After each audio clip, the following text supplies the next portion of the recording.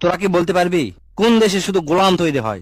মালিক বা রাজা তৈরি হওয়ার জন্য ওই দেশে কেউ জন্মগ্রহণই করেনি। খালি তাই নয়, ওই দেশটা তিনটা তন্ত্রের মাধ্যমে চলে। এটা হচ্ছে গোলামের বাচ্চারা খালি গোলামি হবি, ওই দেশে গোলাম কোনোদিন রাজা হবি না। আর এটা হচ্ছে পীরের বাচ্চারা সব পীর হবি, পীরের মুরিদরা কখনো পীর হতে পারবি না। আর রাজার বাচ্চারা খালি রাজাই হবি। ওই দেশের প্রজারা বা সাধারণ জনগণ কোনোদিন রাজা হতে পারবি না। গত 50 বছর যাবৎ মাত্র 2টা রাজ পরিবার দেশ চালাচ্ছে। অন্য কেউ ছোটখাটো আসছিল, কিন্তু তারা টিকে থাকতে পারেনি। ওই দেশের কোটি কোটি জনগণ আছে, কারুর মনে কোনোদিন জাগে না যে আমরাও রাজা হতে পারি।